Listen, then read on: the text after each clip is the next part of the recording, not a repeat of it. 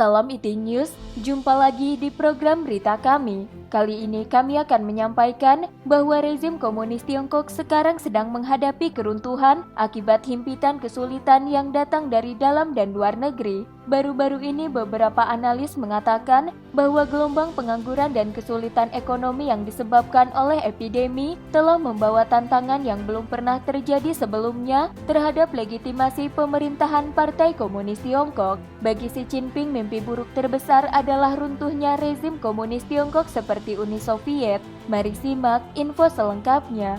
Baru-baru ini artikel di Nikkei Asian Review menyebutkan bahwa masalah paling sulit yang sedang merongrong rezim Beijing adalah gelombang pengangguran. Meskipun tingkat pengangguran yang resmi dilaporkan adalah 6%, namun data tersebut tidak termasuk perhitungan pengangguran populasi pedesaan.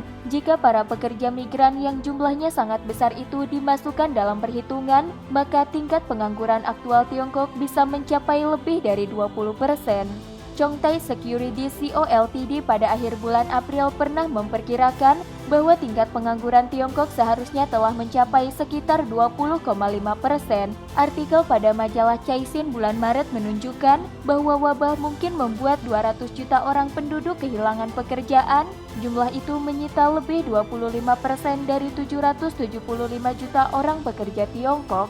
Ditambah dengan masalah ketenaga kerjaan yang dihadapi oleh lebih dari 8 juta orang lulusan universitas tahun ini, jadi kelompok pengangguran yang sedemikian besar mau tidak mau membuat rezim komunis Tiongkok yang berkuasa harus khawatir. Beberapa pengamat Tiongkok di Hong Kong mengatakan bahwa tanda-tanda menunjukkan Xi Jinping dan Li Keqiang berpandangan tidak sama dalam cara menyelamatkan krisis ekonomi. Laporan kerja Li Keqiang di Kongres Rakyat Nasional pada 22 Mei telah mematahkan kebiasaan dengan tidak ingin menetapkan target pertumbuhan ekonomi untuk tahun ini. Ia juga mengungkapkan keprihatinannya tentang gelombang pengangguran yang besar. Terhadap laporan kerja yang tidak biasa dari Li Keqiang itu, pakar Jepang menjelaskan bahwa teman dekat Xi Jinping sebenarnya berharap Li Keqiang dapat membuat pernyataan yang lebih optimis tentang prospek ekonomi untuk menonjolkan kemenangan Xi Jinping dalam memimpin negara mencegah epidemi. Akan tetapi Li Keqiang yang bertanggung jawab atas kebijakan keuangan dan ekonomi justru mengungkapkan masalah 600 juta orang penduduk Tiongkok memiliki pendapatan bulanan yang hanya berkisar 1.000 renminbi. Nikkei Asian Review menyebutkan bahwa menurut perkiraan Bank Dunia, ekonomi Tiongkok tahun ini paling-paling hanya akan tumbuh sebesar 1%.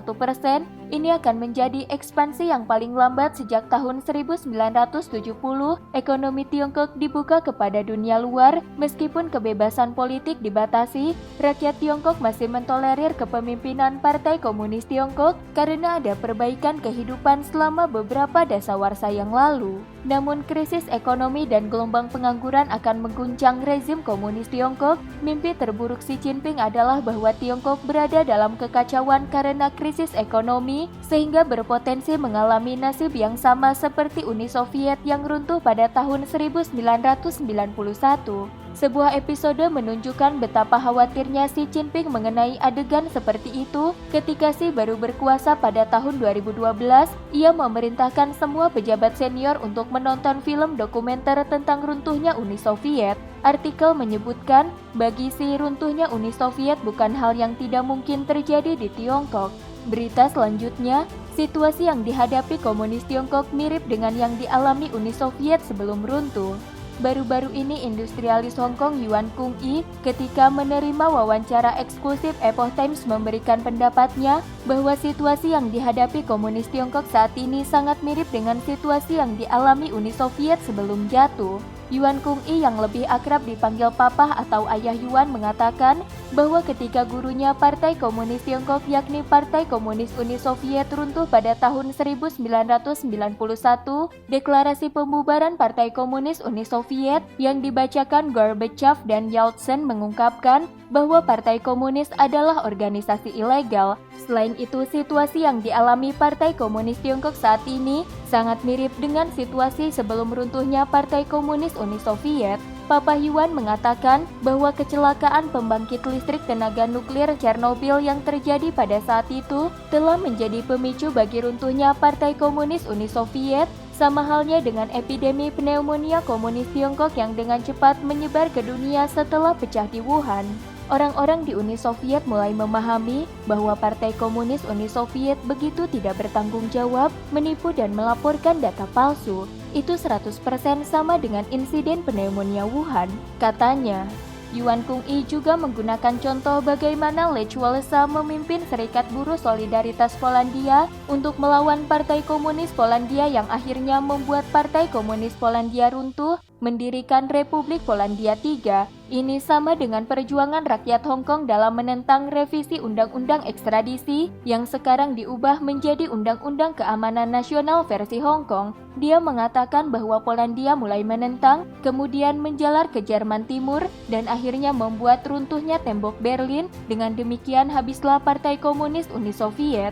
Sama halnya dengan kampanye anti-ekstradisi di Hong Kong, jika Anda benar-benar sadar, Anda akan memahami semuanya itu. Komunisme sudah tak lagi dipercaya orang, hanya tinggal Tiongkok dan Korea Utara sekarang. Papa Yuan menegaskan bahwa Partai Komunis perlu diberantas sepenuhnya karena di bawah kediktatoran komunis, hukum dan konstitusi itu palsu. Tidak peduli siapa yang berkuasa, mereka merasa dirinya tidak aman, sehingga mereka akan mengendalikan militer dan keamanan publik dan mempromosikan orang-orang kepercayaan mereka untuk memperluas kekuasaan. Ia mengatakan bahwa perebutan kekuasaan di internal Partai Komunis Tiongkok saat ini berlangsung serius dan kacau, yang akhirnya membuat ekonomi tidak tumbuh. Ada orang yang beranggapan bahwa kediktatoran sulit untuk melewati 70 tahun, sedangkan Partai Komunis Tiongkok pada tahun 2019 telah memasuki batas tersebut.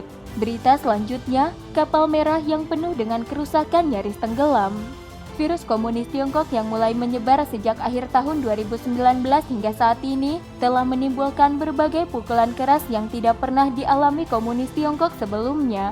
Baru-baru ini ada netizen yang membeberkan secara online 10 krisis teratas yang dihadapi Partai Komunis Tiongkok saat ini, termasuk tuntutan ganti rugi atas penyebaran epidemi dari sejumlah negara di dunia, masalah krisis keuangan di pemerintah daerah, hengkangnya investor asing dari daratan Tiongkok, jatuhnya perusahaan swasta Tiongkok, masalah pengangguran, hilangnya lapangan kerja bagi para lulusan baru mahasiswa, krisis pangan, masalah protes Hong Kong, masalah Taiwan, masalah AS Rusia bergandengan tangan untuk menghadapi komunis Tiongkok, masalah One Belt One Road, masalah bagaimana menyelesaikan insiden distrik baru di Xiong'an, masalah merealisasikan perjanjian perdagangan dengan AS dalam menghadapi tuntutan tanggung jawab dan klaim kompensasi dari dunia, serta gelombang gulung tikar bisnis domestik dan pengangguran, ditambah lagi dengan banjir di 22 provinsi, serangan hama belalang dan Spodoptera frugiverda,